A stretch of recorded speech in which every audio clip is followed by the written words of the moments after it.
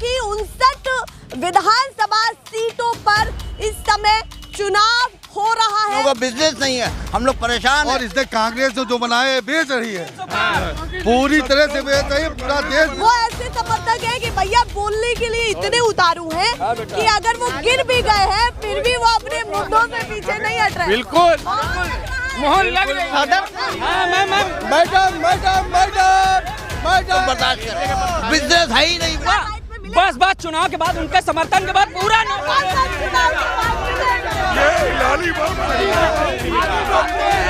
खाली बातें। कार्रवाई की वो तो प्रियंका जी का दबाव बना था। हम लोग वहाँ पहुँच गए लखीमपुर खीरी और उसको प्रियंका जी को दबाव बना के पीएससी में गेस्ट हाउस में बंद कर बनाम सरकार है।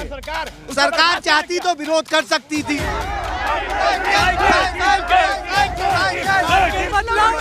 बदलाव है।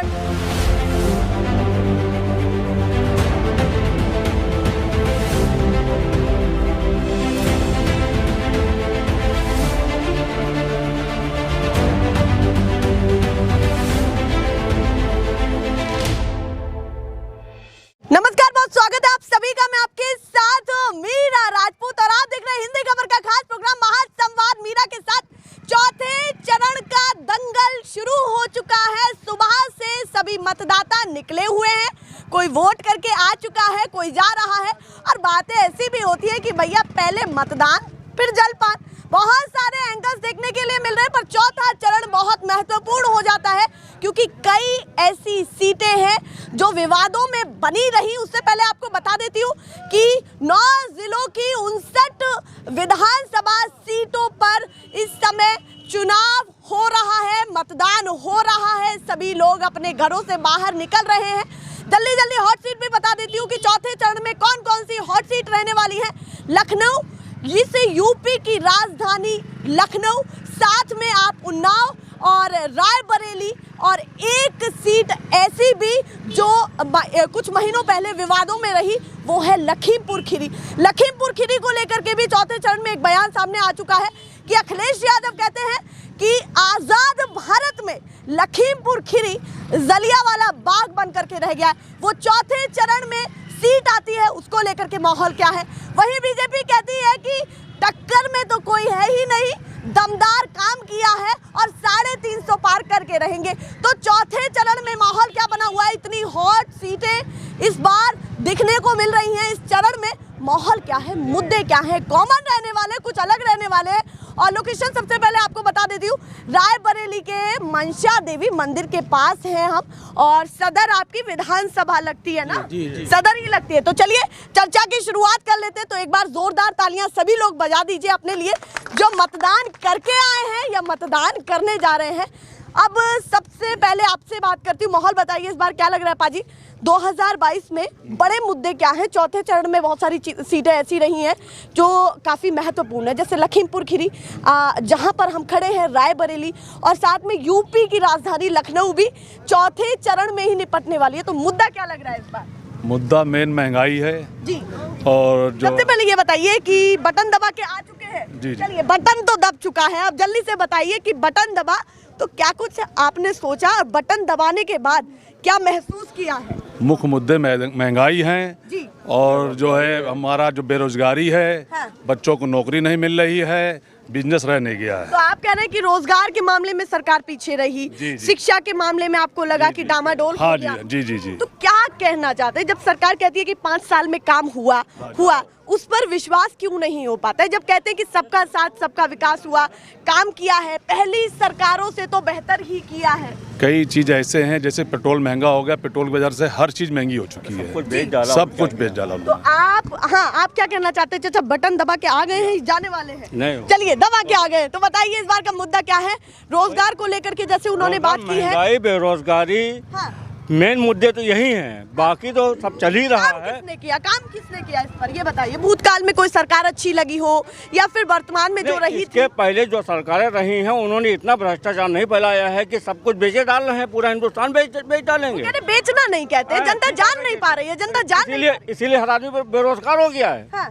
धंधा रह नहीं गया। हाँ, वो कह रहे प्राइवेटाइजेशन को आप खिलाफ भी है हाँ, तो और प्राइवेट सुविधाएं भी चाहिए। प्राइवेट उनकी अपनी मर्जी से जो कुछ होगा होगा। हाँ, अच्छा, जनता की मर्जी, जनता की मर्जी से नहीं होगा कुछ। हाँ, जनता की मर्जी से कुछ नहीं होगा। जो जिनको वो बढ़ावा दे रहे हैं उनकी मर्जी से होगा। अच्छा, बढ़ावा किसको दे रहे हैं वो भी बता। बड़े बड़े उद्योगपति हैं उनको बढ़ावा दे रहे हैं, और क्या है। अच्छा, जनता की सरकार बन के रह गई। बिल्कुल बिल्कुल जनता की सरकार नहीं रह गई कह रहे भैया जनता की सरकार हमें तो नहीं लगी। आप बताइए आप क्या कहना चाहते हैं? मुद्दा सुरक्षा, तिलकदारी भैया युवा है तो अहम मुद्दा इस बार का क्या है 2022 में? सुरक्षा और कोरोना। जितना इस सरकार ने किया है भविष्य में किसी सरकार ने नहीं किया है। अगर ईश्वर साक्षी, अगर ईश्वर ने हवा दी, धरती दी, चांदी दी, सोना दिया, तो इस सरकार ने गरीबों को कोरोना काल में अनाज दिया, आवास दिया, शौचालय दिया, सब कुछ दिया है। मतलब इस सरकार ने महंगाई महामारी जिस तरह संभाली, अमेरिका जैसी महाशक्ति धरातल पर आ गई, लेकिन इंडिया में नरेंद्र मोदी और इस सरकार ने जोर से गरीबों का उत्थान किया है, काम किया है। उन्होंने अपना पक्ष बड़ी मजबूती से रखा। आप बताइए आप क्या? इस सरकार दो करोड़पतियों के हाथ में बिक गई है। अडानी अंबानी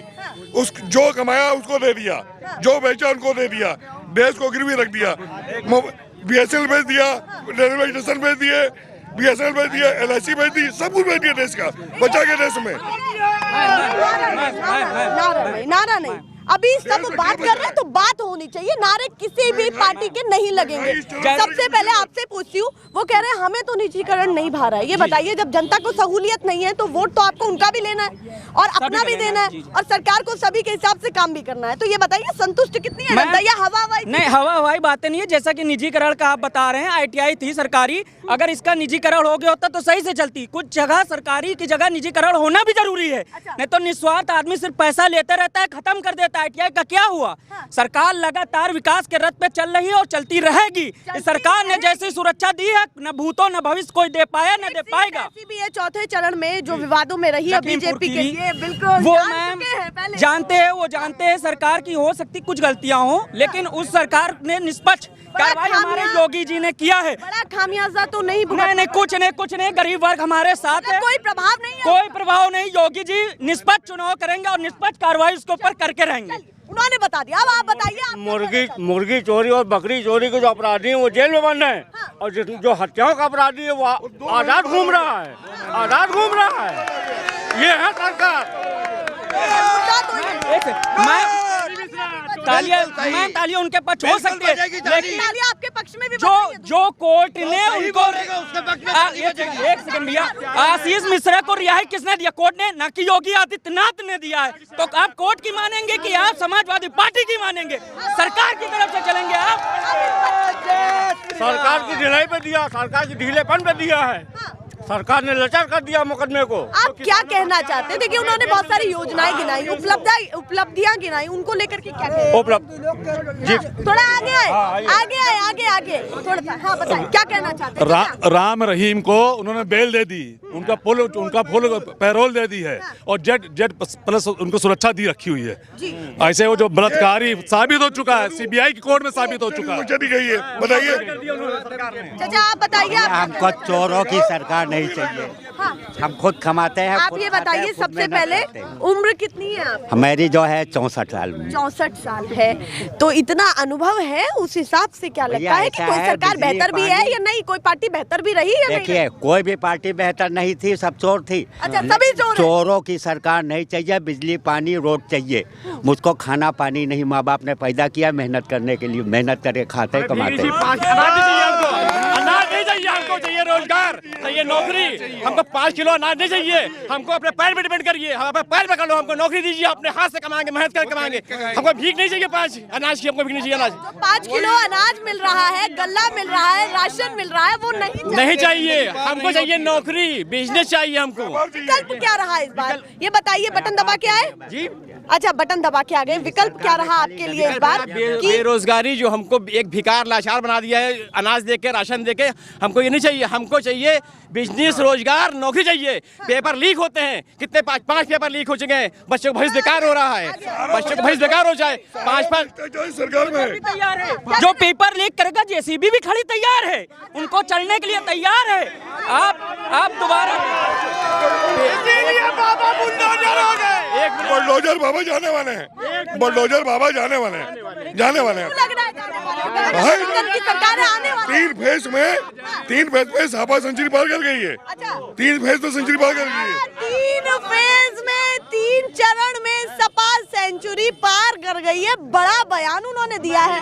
विश्वास है इन बातों पर? 100% विश्वास है।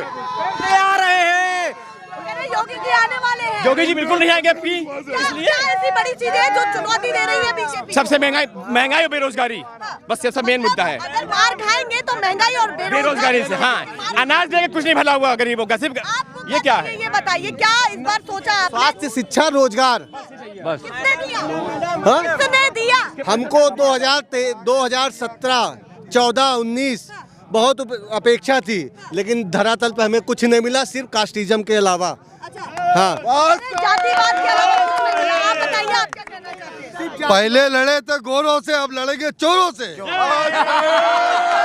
ऐसी सरकार, निकम्मी सरकार को हटा के भगा देना चाहिए। क्यों लगता है कि भैया पसंद नहीं है ये सरकार, बेकार है? हमारे नौजवानों को रोजगार नहीं दिया, किसानों की हत्यारी सरकार है। 700 किसान हमारे मर गए हैं। ये कह रहे कोई ऐसी सरकार या कोई ऐसी पार्टी भी है जिसने अपने ही मंत्री पर या उनके बेटे पर कार्रवाई की हो? वो तो जेल में प्रियंका बंद जी कर का दिया? दबाव बना था। हम लोग वहाँ पहुँच गए लखीमपुर खीरी, और उसको प्रियंका जी को दबाव बना के पीएससी में गेस्ट हाउस में बंद कर दिया गया। आप कह रहे विपक्ष उभरा तो उसी के कारण ये मामला हो भी पाया, जेल में वो जा भी पाए।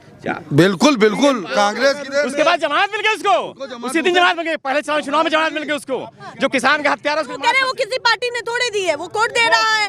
सारी कानून बनाम सरकार है। सरकार चाहती तो विरोध कर सकती थी। ठीक है सरकार चाहती तो विरोध कर सकती थी। मैम, सरकार चाहती तो विरोध कर सकती थी, ठीक है, पर किया नहीं। अब आप बताइए कि जब वो बाहर निकले तो सरकार चाहती तो विरोध कर सकती थी कि जनता के लिए ये व्यक्ति ठीक नहीं है, या जब तक क्लीन चिट ना मिल जाए तब तक इस मुद्दे को पीछे ही रखना चाहिए। तो उस पर क्या किया भाजपा? मैम, जो योगी सरकार निष्पक्ष चुनाव आरोपी के ऊपर कार्रवाई के लिए वो जो है SIT गठन कर चुकी है। उसका निर्णय आने के बाद जो भी होगा, अब आचार संहिता चुनाव चल रहा है, उसके बाद जो भी निर्णय होगा कठोर से कठोर कार्रवाई ली जाएगी। और जहाँ तक थी बात बेरोजगारी की, तो 2017 से पहले मेरे बड़े भाई SI थे, मैं खुद DM था, SP जिला जज था। इतनी नौकरी भरमार करे थे अखिलेश यादव। ये डायलॉग तो मुझे लगता है पूरे यूपी मैम, जो हकीकत को आप पर्दा नहीं डाल सकते। हकीकत जो है, हाँ हकीकतें होंगी, कुछ बेरोजगारी कोरोना के बाद से रोजगार की कुछ कमी पड़ी है, उसको कुल मिलाकर के अगर 5 साल की बात करूं, केंद्र में आप रहे, राज्य में आप रहे, बीजेपी रही, कितना, अरे रुक जाइए, हमें तो बोलने दें, थोड़ा सा हम भी बोल लें। केंद्र में वो, राज्य में आप, ये बताइए, कहते हैं कि भैया जब राज्य में अलग सरकार होती है, केंद्र में अलग होती है, तो फिर भी थोड़ा लगता है कि काम में ढीला हो गया काम, ठीक है। अब दोनों जगह आप हैं, डबल इंजन की सरकार है, क्या कुछ किया जो युवाओं को संतुष्ट करता है और युवाओं को बटन दबाने पर मजबूर करेगा बीजेपी के लिए? ये बताइए। मैम, युवाओं के लिए इतना कह सकते हैं जो नाखुश है, 2022 डबल इंजन सरकार आने के बाद इतना रोजगार देंगे कि युवा बस चुनाव के बाद, उनके समर्थन के बाद पूरा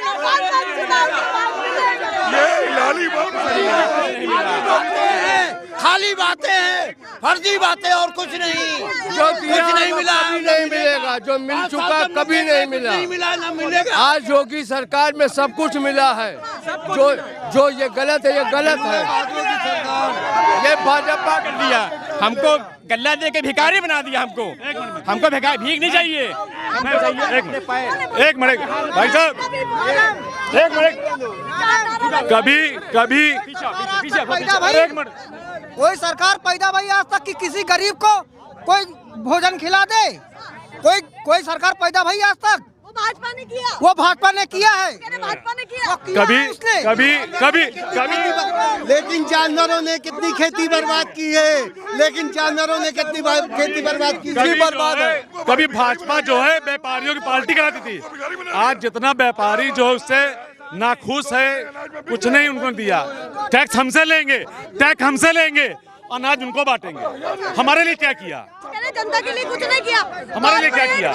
टैक्स हमसे लेंगे, GST हमसे लेंगे, जितना बाहर हमसे लेंगे, और अनाज उनको सवाल पूछ रही है, सभी अनाज उनको देंगे। आप बताइए, आप क्या कहना चाहते हैं? हम लोग यही चाहते हैं कि जो हम लोगों की परेशानियां वो दूर हो जाए। सरकार वो है जो मतलब ये कि सबके लिए अच्छा सोचे, ये नहीं कि पैसा मिले उनको और अपने फंड के लिए, और हम लोग को परेशानी हो, हम लोग का बिजनेस नहीं है, हम लोग परेशान है। रिचार्ज इतना महंगा, महंगाई इतनी महंगी, कहाँ तक हम लोग बर्दाश्त करें? बिजनेस है ही नहीं बिल्कुल, वैकेंसी निकली लेकिन धर्मवाद की जो बातें होती है, जातिवाद की जो बातें होती है, वो कितना मुद्दा रहने वाला है? क्योंकि यूपी में ये एक बड़ा मुद्दा रहता है। आपकी कुछ नहीं रह पाएगा, जातवाद नहीं चलेगा, विकास चलेगा, महंगाई चलेगी, इनका मुद्दा नहीं चलेगा। कोई भी जो है नेता हो, कोई भी पार्टी का, उससे मुझे कोई मतलब नहीं है, लेकिन कम से कम विकास और रोजगार जो होना चाहिए वो हो तो भी। हमें किसी पार्टी से मतलब नहीं है, हमें विकास से मतलब है, हमें किसी पार्टी से मतलब नहीं है, कोई भी आए जाए उससे मतलब नहीं है। आप बताइए, आप क्या कहना चाहते हैं? बहुत देर से साइलेंट खड़े हैं, कहते हैं भैया साइलेंट वोटर तो समझ जाइए किसके होते हैं। योगी सरकार बहुत बेटर है, सो बेटर, मतलब सही पहचाना है हमने भी। तो मतलब आप कह रहे हैं कि बीजेपी से संतुष्ट है? बहुत संतुष्ट है, बहुत संतुष्ट है। माहौल लग रहा है इस बार बिल्कुल लगेगी, बीजेपी आएगी फिर। मैडम, ये जुमलेबाजों की सरकार है और इसने कांग्रेस जो बनाए बेच रही है, पूरी तरह से बेच रही है, पूरा देश बेच रही है। क्या लग रहा है कि माहौल ज्यादा किसका है? कांग्रेस का है, कांग्रेस का। कमल कमल कमल योगी योगी योगी योगी।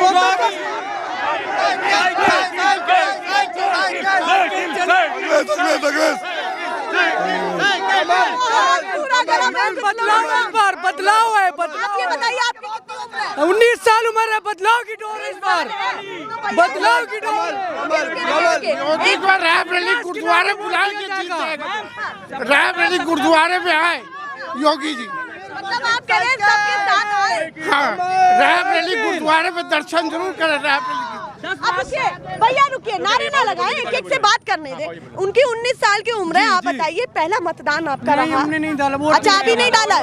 अच्छा, आया ही नहीं है, पर 19 साल है आप, तो बताइए कि अगर काबिल हो चुके हैं, 19 साल की आपकी उम्र है, तो बटन दबाते हैं तो किस नाम पर बटन दबाते हैं? समाजवादी पार्टी साइकिल के बटन दबाकर। पार्टी ना बताएं, मुद्दा बताएं। हाँ। मुद्दा बेरोजगारी है। हाँ, बेरोजगारी मुद्दा है। तो वो इस बार उभर के भी आया, जो लोग मतदान करने गए उनके दिमाग में चला ही। जी, पूरा वाट हमारा चल रहा है साइकिल का। अच्छा, पूरा वाट चल रहा है।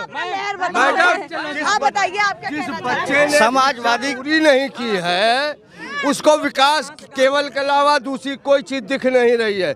जब शिक्षा पूर्ण हो जाएगी, उसकी शिक्षा के तरह उनको जॉब मिलेगा। उनकी न नीयत में खोट है, न उनकी बदनीयती है। हम विकास की तरफ सबका साथ, सबका विकास। कुछ नहीं किया, बीजेपी सरकार ने कुछ नहीं किया। अखिलेश यादव 350 पार हो पाएंगे। लग रही है। अच्छा हुआ कि 400 से 3.5 पे आए और ये 35 पे जाएंगे, ये 35 पर जाएंगे। इस लहर में सब बह जाएंगे। अखिलेश यादव जिंदाबाद। साइकिल की लहर में सब बह जाएंगे, कोई नहीं बचेगा, कोई नहीं बचेगा। बहुत तेज है, बहुत तेज है, थोड़ा संभल करके। सीट भी नहीं बचा पाएंगी, ये होने दे। नाले में भी गिर गए, उनके लिए हम सब कुछ कर देंगे, नाले में भी गिर जाएंगे, सदर की सीट भी नहीं बचा पाएंगे। अखिलेश यादव आपको पसंद है? जी, ये अखिलेश यादव क्यों पसंद आ रहे? कोई वजह? वो हमारे नेता है, वो विकास करेंगे, वो विकास करेंगे। क्या क्या लगा कि जो संकल्प पत्र में उन्होंने बोला, और आपको लगा कि भाई बीजेपी में भारी पड़ेगा, मुद्दों पे पूरा होगा, पूरा होगा, पूरा होगा। विश्वास है अखिलेश यादव? विश्वास है। तो कह रहे भैया गुंडागर्दी भी तो उनके ही कार्यकाल में थी, उसको लेकर के क्या? कुछ नहीं, गुंडागर्दी तो इनके भी कार्यकाल में। अच्छा, दूर कोई नहीं कर पाया, वो कह रहे दूर कोई नहीं कर पाया। कितनी सीटों का दावा करते हैं? रही है 300 से पार। अखिलेश यादव 300 पार, बिल्कुल मोहन लग रही है। मैडम मैडम मैडम मैडम, एक बार मैम, अखिलेश यादव तो कह रहे थे कि 400 सीट आएंगी। 3 सीट इन्होंने क्या शिवपाल के लिए छोड़ी थी कि राजभर के लिए छोड़ी? वो भी ले लेते। छोड़ी थी 350 100 सीट योगी जी के लिए छोड़ दी गई है यहाँ से। जी, यूपी छोड़ दी गई है, छोड़ दी गई 3 सीटें। वो हमारे में गिर गए। अखिलेश यादव से क्या कहना भैया? देखिए, अखिलेश यादव हम बोल रहे हैं, अखिलेश यादव के ऐसे भैया चचा, आप तो कुछ ज्यादा ही बोल रहे हैं। किसी पे हमला ना करें। हम कह रहे हैं, देखिए अखिलेश यादव के जो समर्थक हैं वो ऐसे समर्थक है कि भैया बोलने के लिए इतने उतारू हैं कि अगर वो गिर भी गए हैं फिर भी वो अपने मुद्दों से पीछे नहीं हट रहे। मोहन में इस बार 2022 में क्या कहना है? इसी के नीचे क्या अखिलेश यादव से क्या कहना चाहते हैं जो आपको देख रहे हैं कि आप ऐसे? मैं एक बात कहना चाहूंगा, क्या कहना चाहते हैं अखिलेश यादव? साइकिल है, रास्ते में कीचड़ भी पड़ता है लेकिन चली जाती है साइकिल, कोई दिक्कत नहीं। जैसे आप नहीं रुकेगी नहीं, कमल घूमेगी साइकिल सिर्फ एक छोटी सी बात कहना चाहूंगा। भाई साहब हमारे भाई हैं बड़े, ये नाले में जरूर गिरे मगर जहाँ कीचड़ पे गिरे वहीं से कमल उगलेगा। इसी में तो कमल खिलेगा। साइकिल रौंद के चली जाएगी उस कमल को, साइकिल रौंद के चली जाएगी उस कमल को। भैया माहौल गरम है। सपा बीजेपी को लेकर के कांग्रेस ने क्या कहा ये भी सुन लीजिए। और यहाँ सभी लोग मतदाता, तस्वीरें भी दिखाएं कि सभी मतदाता जा रहे हैं बूथ के अंदर।